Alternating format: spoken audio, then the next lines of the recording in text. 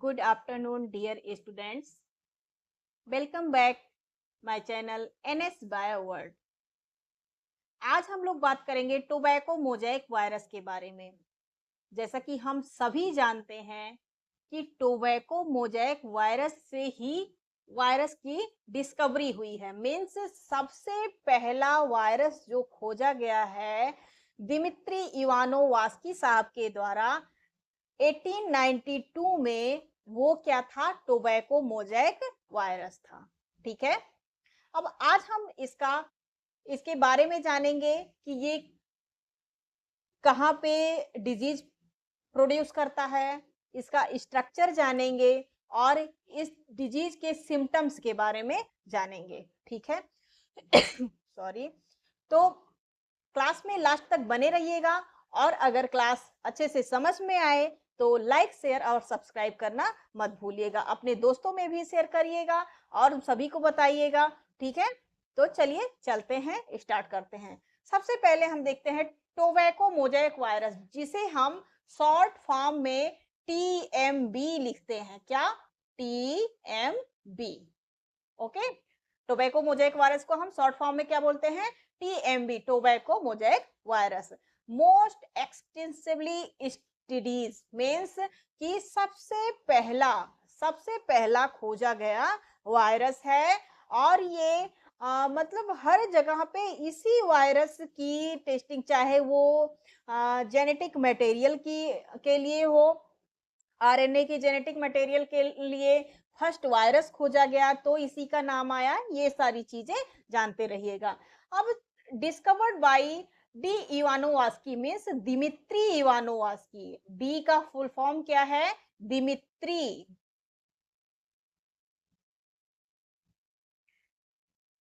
Dmitry. ठीक है। Dmitry इवानोवास्की साहब ने 1892 में इसको डिस्कवर किया था। अब सबसे पहला वायरस जो क्रिस्टलाइज किया गया था वो भी क्या था? टोबैको मोज़ेक वायरस था, जिसे WM स्टैनले साहब ने, किसने? WM स्टैनले स्टैनले साहब ने 1935 में इसको डिस्कवर किया था। ठीक है। अब ये कैसा है? इलोंगेटेड है। इलोंगेटेड का मतलब ये मीन्स इसकी लेंथ बड़ी होती है। ठीक है। डायामीटर के कंपेयर में इसकी लेंथ क्या है? बड़ी होती है। मीन्स ये रॉड शेप्ड है, कुछ इस तरह से, ऐसे रॉड शेप्ड। ठीक है। ये रॉड शेप्ड वायरस है। ओके। तब हम लोग ये जानेंगे कि टोबैको मोज़ेक वायरस की डिस्कवरी किसने की? तो दिमित्री इवानो साहब ने की थी 1892 में। इसका क्रिस्टलाइजेशन किसके द्वारा किया गया था? WM स्टैनले के द्वारा किया गया था 1935 में। ठीक है। अब हम देख लेते हैं कि ये है कैसा। सबसे पहले इसका शेप देखते हैं। क्या शेप देखते हैं? मीन्स ये इलोंगेटेड शेप का होता है। मीन्स इस तरह से ये होता है, रॉड लाइक स्ट्रक्चर होता है। कैसा? रॉड लाइक इलोंगेटेड होता है और लंबा होता है। हेलिकल स्ट्रक्चर होता है। हेलिकल मीन्स इस तरह से इसका अरेंजमेंट होता है। ठीक है। इस तरह से हॉलो होता है, मीन्स बीच में खोखला होता है। ठीक है। ये इसका शेप है। अब इसका साइज क्या है बच्चों? इसका अभी हम इसका स्ट्रक्चर भी बना के आप लोगों को समझा रहे हैं। ठीक है। इसका साइज है बच्चों 300 माइक्रोमीटर इन लेंथ। अब चलिए हम बना ही देते हैं। एक मिनट देखिए, हम क्या बनाएंगे? टोबैको मोज़ेक वायरस हम लोग बनाएंगे। ठीक है।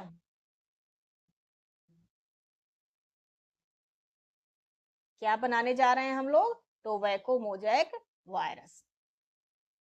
चलिए ध्यान से देखते रहिएगा। यहाँ पे देखिए, ये इसका हम लोग न्यूक्लिक एसिड बना रहे हैं। वायरस किस किस चीज का मिलकर बना होता है? न्यूक्लिक एसिड और प्रोटीन का मिलकर बना होता है, ठीक है, न्यूक्लिक एसिड और प्रोटीन का। तो इसका न्यूक्लिक एसिड ये है, ठीक है, न्यूक्लिक एसिड हो गया। अब हम देखते हैं इसका कैप्सिड, मीन्स इसमें कितने पार्ट पाए जाते हैं, 2 पार्ट पाए जाते हैं, न्यूक्लिक एसिड और कैप्सिड। अब कैप्सिड कुछ इस तरह से ऐसे स्ट्रक्चर में क्या होता है, लगा होता है, ठीक है, इस तरह से ये कैप्सिड है। इसमें कई सारे कैप्सोमियर्स से ये कैप्सिड बना होता है, ठीक है। और आगे देखते हैं हम लोग, ये इस तरह से ऐसे रॉड शेप्ड स्ट्रक्चर होता है इसका, ठीक है, रॉड शेप्ड स्ट्रक्चर। ओके, कैसा स्ट्रक्चर होता है, रॉड शेप्ड स्ट्रक्चर होता है इस तरह से, ठीक है। अब ये इसका क्या है, न्यूक्लिक एसिड है। अब इसका न्यूक्लिक एसिड हम लोग देखते हैं बच्चों, ये है, इसमें परसेंटेज है इसका कितना, 5.6%, 5.6% इसमें न्यूक्लिक एसिड होता है, मीन्स न्यूक्लिक एसिड कम होता है और प्रोटीन की मात्रा ज्यादा होती है। प्रोटीन की मात्रा है बच्चों इसमें 94.4%, ठीक है। इसमें प्रोटीन की मात्रा कितनी है, 94.4% है, ठीक है। अब इसमें हम देखते हैं न्यूक्लिक एसिड में, देखते हैं इसको, ये सबसे पहले तो ये सिंगल स्ट्रैंडेड न्यूक्लिक आरएनए होता है। क्या होता है ये, सिंगल स्ट्रैंडेड आरएनए, ठीक, सिंगल स्ट्रैंडेड आरएनए होता है। और इसमें अप्रोक्सीमेटली 6000 टू 6400 न्यूक्लियोटाइड्स होते हैं। कितने, 6000 टू 6400 न्यूक्लियोटाइड्स पाए जाते हैं, किसमें, इसके न्यूक्लिक एसिड में, जो कि single stranded RNA nucleic acid होता है, single stranded ribo nucleic acid होता है, जो कि 5.6% होता है। कितना, 5.6%, ठीक है। अब हम इसके कैप्सिड के बारे में जानते हैं, ठीक है, कैप्सिड के बारे में, ये कितना परसेंट होता है, 94.4%, कितना, 94.4%, ओके। और सबसे पहले ये क्या होता है, एक प्रकार का प्रोटीन कोट होता है, प्रोटीन कोट, ठीक है। ये कैसा होता है, प्रोटीन कोट होता है, और ये क्या कहलाता है, कैप्सिड कहलाता है, कैप्सिड, इसको क्या बोलते हैं, कैप्सिड बोलते हैं। और इसका जो यूनिट होता है बच्चों, ये कैप्सोमियर होता है। और कितने कैप्सोमियर, ये जो छोटे छोटे यूनिट इसको इसके दिख रहे हैं, इसको कैप्सोमियर बोलते हैं। और इसमें बच्चों 2130 कैप्सोमियर पाए जाते हैं। कितने, 2130 कैप्सोमियर, ठीक है। इसमें कितने कैप्सोमियर पाए जाते हैं, 2130 कैप्सोमियर पाए जाते हैं। और एक कैप्सोमियर में कितने न्यूक्लिक एसिड पाए जाते हैं, तो 158 एमाइनो एसिड, 158 एमाइनो एसिड पाया जाता है, ठीक है, 158 एमाइनो एसिड पाया जाता है, ठीक है। ये रहा क्या, टोबैको मोज़ेक वायरस का स्ट्रक्चर, ठीक है। इसमें क्या क्या पाया जाता है, इसका शेप कैसा होता है, रॉड लाइक होता है, हेलिकल होता है, बीच में हॉलो होता है, हॉलो स्ट्रक्चर, खोखला स्ट्रक्चर होता है, ठीक है। और इसका जो, अब यहाँ पे देखिए बच्चों, इसका जो लेंथ होता है, क्या, इसका यहां से यहां तक जो लेंथ होता है, ये 300 नैनोमीटर होता है। कितना, 300 नैनोमीटर, ठीक है, मीन्स 3000 एंगस्ट्रॉम, 3000 एंगस्ट्रॉम होता है। और इसका जो डायामीटर होता है बच्चों, ये 18 नैनोमीटर होता है। कितना? 18 नैनोमीटर। इसका मतलब कि 180 एंगस्ट्रॉम, 180 एंगस्ट्रॉम। ठीक है, ये होता है टोबैको मोज़ेक वायरस का स्ट्रक्चर। ठीक है, अब आगे हम देख लेते हैं इसके स्ट्रक्चर में क्या क्या हमने देखा। न्यूक्लिक एसिड देखा जो कि 5.6% होता है। सिंगल स्ट्रैंडेड आरएनए होता है जिसमें अप्रोक्सीमेटली 6000 टू 6400 न्यूक्लियोटाइड्स होते हैं। इसका प्रोटीन कोड क्या होता है, जिसे कैप्सिड बोलते हैं, जो कि 94.4%। ये एग्जाम में बहुत ही इंपॉर्टेंट क्वेश्चन आता है इसके न्यूक्लिक एसिड और प्रोटीन के रेशियो के बारे में। तो न्यूक्लिक एसिड यहाँ पे हम लोग लिख लेते हैं, nucleic acid is to protein. Protein तो न्यूक्लिक एसिड कितना है? 5.6%, 5.6%। ठीक है, और प्रोटीन कितना है? 94.4%। कितना? 94.4%। ये मोस्ट इंपॉर्टेंट क्वेश्चन है बच्चों, मोस्ट इंपॉर्टेंट क्वेश्चन। इसको वेरी इंपॉर्टेंट लिख रहे हैं, वेरी वेरी इंपॉर्टेंट। ठीक है, तो ये रहा। अब इसके बारे में जैसे हमने बताया कि इसका जो जेनेटिक मटेरियल है वो सिंगल स्ट्रैंडेड आरएनए है। अब इसके बारे में जो एक्सपेरिमेंट किया था बच्चों, टोबैको मोज़ेक वायरस का, जैसे आरएनए जेनेटिक मटेरियल के रूप में इसके बारे में एक्सपेरिमेंट किसने किया था? फ्रैंकेट कॉनरैड साहब ने। किसने? फ्रैंकेट कॉनरैड ने जो कि क्या एक्सपेरिमेंट था? रिकॉन्स्टिट्यूशन एक्सपेरिमेंट, या फिर इसी को हम काइमेरिक एक्सपेरिमेंट बोल देते हैं। क्या बोल देते हैं? Chimeric experiment. काइमेरिक एक्सपेरिमेंट बोल देते हैं इसी को। ठीक है, इसको इन्होंने कॉनरैड साहब ने किया था। किसमें? टोबैको मोज़ेक वायरस और किसमें? होल्स रिब ग्रास वायरस में। किस किस उसमें ये रिकॉन्स्टिट्यूशन एक्सपेरिमेंट किस किस पौधे में किया गया था?